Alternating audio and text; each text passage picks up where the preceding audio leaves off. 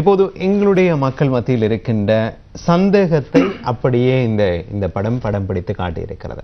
மொழிவாய்க்காலுக்கு பிறகு யாரை நம்புவது, யாரை நம்புவதில்லை, இவர்களை நம்பி பணம் கொடுக்கலாமா அல்லது கொடுக்காமல் விடலாமா, தாயகத்துக்கு பணம் அனுப்பலாமா அல்லது வேண்டாமா, அனுப்பினாலும் அது உடையவர்களுக்கு சென்று சேருமா இல்லையா, ஊரில் இருக்கின்ற சிலர் விடுகின்ற அறிக்கைகளை நம்புவதா அல்லது வெளிநாடுகளிலிருந்து எங்களோடு கடந்த காலங்களில் இருந்தவர்களை நம்புவதா என்கின்ற இந்த சந்தேகங்களும் குழப்பங்களும் எங்களுடைய மக்கள் மத்தியில் இன்று வரையில் இருந்து கொண்டிருக்கின்றன. அப்படி இருக்கின்ற சூழலில் உங்களுடைய படத்தை பார்க்கின்ற பொழுது அந்த சந்தேகங்களைத்தான் அந்த படம் மீண்டும் வெளியில் சொல்ல வருகிறது. எங்களுடைய மக்களில் பலர் தங்களுக்கு ஒரு தெளிவை யாராவது கொடுக்க வேண்டும் என்று எதிர்பார்க்கின்றார்கள். யாராவது இதனை செய்யுங்கள் என்று சொல்ல மாட்டார்களா என்று எதிர்பார்க்கின்றார்கள். அந்த அவ்வாறு செய்யுங்கள், இதனை செய்யுங்கள் என்கின்ற ஒரு செய்தியினை உங்களுடைய படம் சொல்லவில்லை. அந்த குழப்பத்தை தான் படம் பிடித்து காட்டியிருக்கிறது. இதை பற்றி என்ன சொல்வீர்கள்? உண்மையிலேயே சிலர் சொல்லுவார்கள், முதலாவதை பார்த்தவர்களும் சாதாரணமாகத்தான் இருக்கிறார், இரண்டாவதை பார்த்தாலும் சாதாரணமாகத்தான் இருக்கிறார், நீ வடிவாக காட்சி அமைக்கவில்லை என்று. நான் அப்படித்தான் அமைத்தே இருந்தேன். ஏனென்றால் எங்களுக்கு யார் நல்லவர்னு தெரியாது. ஆகவே என்னுடைய மற்ற இந்த படத்தினுடைய முழுமையான நோக்கம் என்னவென்று சொன்னால், அங்கிருக்கிற அந்த மக்களுக்கு உதவி செய்கிற அது மட்டும்தான்.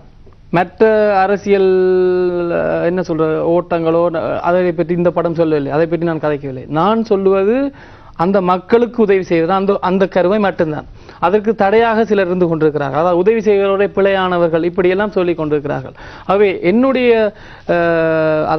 நோக்கம் என்னவாக இருக்கிறது என்று சொன்னால், நீங்கள் அவர்களுடன் கதையுங்கள், அவர்களுக்கு என்ன வேண்டும் என்று அவர்கள் சொல்லுவார்கள். சிலர் நீங்கள் அவர்கள் என்று சொல்லி ஊரில் உள்ள மக்களை சொல்லுகிறேன், மக்களோட கதைகள். ஏனென்று சொன்னால், நான் உங்களிடம் விட்டு திடீரென்று நான் என்ன செய்கிறேன்னு உங்களுக்கு தெரியாது. நீங்கள் என்னை பழைய நம்பிக்கையில் நீங்கள் எனக்கு எதுவும் செய்து விட்டு போகலாம். ஆனால் நான் என்று யார் என்று நான் சொன்ன மாதிரி மறுபரிசீலனை செய்ய வேண்டிய கட்டாயத்தில் இருக்கிறோம். ஆகவே அந்த சிக்கல் மக்களுக்கு இருக்கிறது. இவர் நல்லவராக கெட்டவரான்னு எனக்கு தெரியாது. இவரிடம் போய் எப்படி அறிவது கஷ்டம். நேர அவர்கள் தொடர்பு படுத்தி விடுற அந்த சந்தர்ப்பத்திலே அங்கு பேசுகிற பொழுது அவர்கள் தங்களுடைய பிரச்சனைகளை சொல்லுவார்கள். அவர்களை எப்படி நீங்கள் தொடர்ந்து பணம் அனுப்பி கொண்டிருக்க முடியாது. அவர்கள் இங்கே டோலில் இருப்பது போல இருக்க வேண்டி வந்துடும். அப்படி இல்லாமல் சிலருக்கு அப்படி இயலாது. சிலது கணவனை இழந்த அல்லது காய்கால் அப்படி பிரச்சனை இல்லை. அவையில விட மற்ற ஆக்கள் அப்படின்னு சொன்னால், நான் அறிஞ்சிருக்கேன் சில நண்பர்களோடாக அப்படி நான் உண்மையை இப்போ அங்கே உள்ளே இருக்கிறவர்கள் வெளியில் இருக்கிறவர்கள் நான் எல்லாருடனும் ஏதோ ஒரு தொடர்பில் இருக்கிறேன். அதில் அந்த அந்த அந்த அந்த அந்த வழிதான் என்னை இவ்வளவு துணிவாக படம் எடுக்க வைத்தது. இல்லாட்டி இவ்வளவு சிக்கல் வரும்னு எதிர்பார்த்து கொண்டு எனக்கு நண்பர் அவர் இந்த படம் எடுக்கிறேன்னு அவர் தெரியும். உனக்கு ஆப்பிள் பிடிக்குமா ஆரஞ்சு பிடிக்குமான்னு கேட்டார். நான் என்னது கேட்டால், நீ ஹாஸ்பிட்டலில் எப்படி இருக்கத்தான் போகிறேன், ஏதாவது உனக்கு பிடிச்சதை இப்பயே சொல்லுன்னு. ஒருத்தர் அவருக்கு ஹார்லிக்ஸ் தான் பிடிக்கும்ட்டு பக்கத்தில் இருந்து இப்படியெல்லாம் நகைச்சுவை இருந்தாலும் நான் எதிர்பார்த்தேன் இப்படி பிரச்சனை வரும்னு. என்னை பொறுத்தவரை அங்கே இருக்கிற அந்த மக்களை அவர்களுடன் பேசினால்தான் அந்த வழி தெரியும். இங்கிருந்து நாங்கள் வீரம் கதைச்சு கொண்டு எவ்வளவும் செய்யலாம். ஆனால் எங்களுக்கு அந்த தார்மீக கடமை இருக்கிறது, அவர்களுக்கு உதவி செய்ய வேண்டும். அப்ப நான் என்ன சொல்கிறேன்னா, இந்த படத்தை பார்த்துருக்கீர்கள், இது ஒரு குழப்பம் இருக்குது. சரி, சிலர் தாங்களை இன்னும் இல்லை நான் பிழையை நோக்கி நான் இந்த படம் எடுத்தது பிழையாகவே இருக்கட்டும். நான் சிலரை பிழை என்று சொல்லிவிட்டேன், சில தமிழ் உணவாளர் பிழைன்னு சொன்னால் அதுவும் பிழையாகவே இருக்கட்டும். நான் துரோகியாகவே இருக்கிறேன். என்னுடைய பிரச்சனை என்னன்னு சொன்னால், நீங்கள் அந்த மக்களுடன் கருத்து நீங்கள் காசை அனுப்பி செய்தால் தான் அது தொடர்ந்து ஓடும்.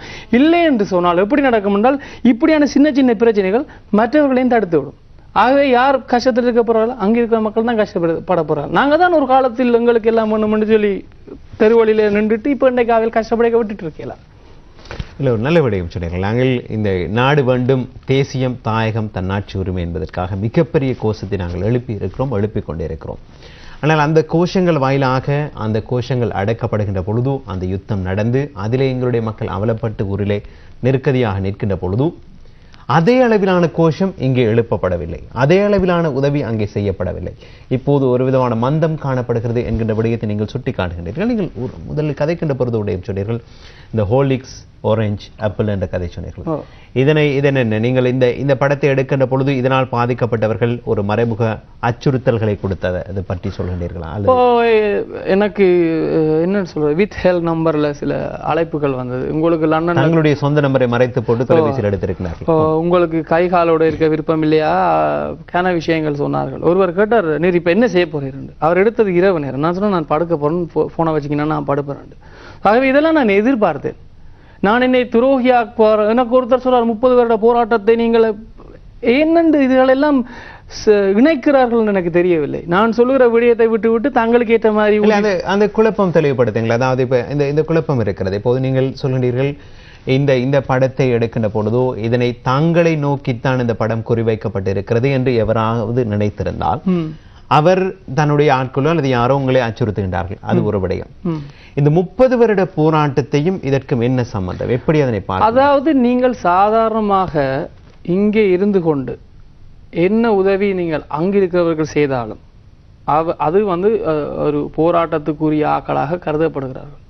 அது யாராகவும் இருக்கலாம். நாளைக்கு நீங்களும் செய்தால் நீங்களும் அதுக்குள்ளே ஒரு ஆளாகத்தான் மக்கள் பார்க்கிறார்கள். ஏனால் மக்களுக்கு கிட்டத்தட்ட என்னன்னு சொல்வது ஒரு ஐடல் வர்ஷிப் மாதிரி இந்த இதை வைத்து கொண்டு அந்த மாதிரி இப்ப நீங்கள் ஒரு கொஞ்ச நாள் இப்ப என்னை பாருங்கள், என்னை எடுப்பேன். சுஜித் ஜி என்கிற அந்த சமூக கலைஞர் என்று நினைக்கிறவங்க என்னையும் தலைவா என்று சொல்லுகிறவர்களும் இருக்கத்தான் செய்கிறார்கள். எனக்கு இணையதளம் இருக்கிறது, எனக்கு மின்னஞ்சல் இருக்கிறது. அது என்ன பொருள் முழு முட்டாள்தனம். நான் யார் என்று யாருக்கும் தெரியாது. அது வெளியில் நான் செய்கிற ஒரு வேலை.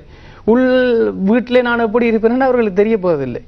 அப்ப ஆகவே நாங்கள் வெளியிலே ஒரு விஷயங்கள் நடக்கிற பொழுது இவர்களை எல்லாம் அதாவது எல்லாரையுமே சேர்ந்து இப்படி இதுக்காக எங்கு அப்படி என்று இல்லை. ஒவ்வொருத்தரும் ஒரு மாதிரி வேலை செய்து கொண்டிருக்கிறார்கள். பிள்ளைவர்கள் கூட சுட்டி காட்டப்பட வேண்டும். அந்த இடத்தில் நாங்கள் ஒரு இடைவெளிக்கு போக வேண்டியிருக்கு. நேர்கள் சொல்ல வேண்டும். இப்போதும் இந்த குறும்படத்துக்கு நாங்கள் உத்தியோகபூர்வமாக ஆதரவு கொடுக்கவும் இல்லை, இந்த குறும்படத்தை எதிர்க்கவும் இல்லை. அதே போன்று சுஜித் இந்த படத்தை எடுத்திருக்கின்றார் என்று சொன்னால் அவருடைய கருத்துக்கள் சரியானது என்று நாங்கள் சொல்லவும் முடியாது, அதே நேரத்தில் பிழையானது என்று சொல்லவும் முடியாது. ஆனால் நாங்கள் இதில் பார்க்கின்ற விவகாரம் என்னவென்றால் கருத்துக்களை சொல்லுகின்ற சுதந்திரம் இந்த சமூகத்துக்குள் உருவாக்கப்படல் வேண்டும்.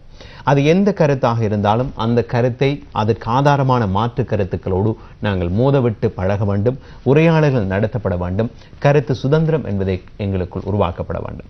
அந்த அடிப்படையில் இவர் சொல்லியிருக்கின்ற கருத்துக்கள் சிலருக்கு பிரச்சனை கொண்டு வந்திருக்கலாம், பலருக்கு நன்மையை கொண்டு வந்திருக்கலாம், அல்லது இங்கே ஒரு சிந்தனைக்கான வழி உருவாக்கப்பட வேண்டும், இங்கே சிந்திப்பதற்கான வாய்ப்பு உருவாக்கப்பட வேண்டும் என்கின்ற ஒரு சலனத்தை ஏற்படுத்தி இருக்கக்கூடும்.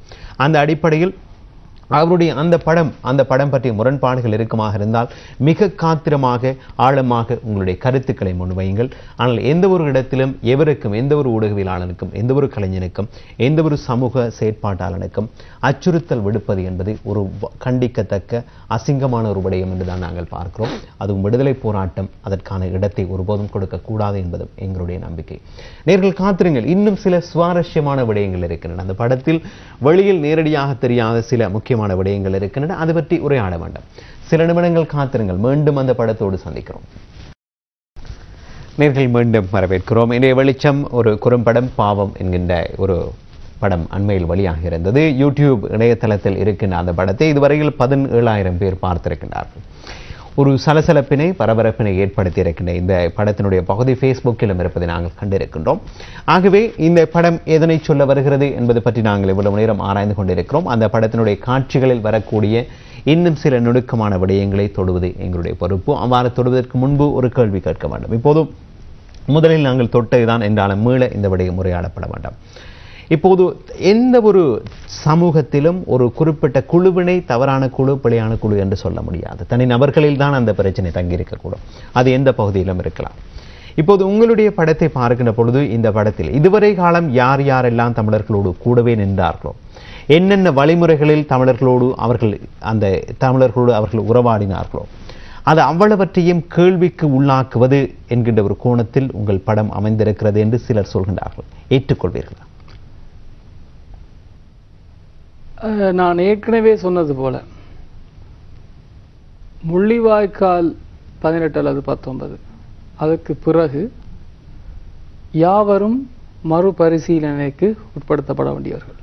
நீங்களும் சரி, நானும் சரி.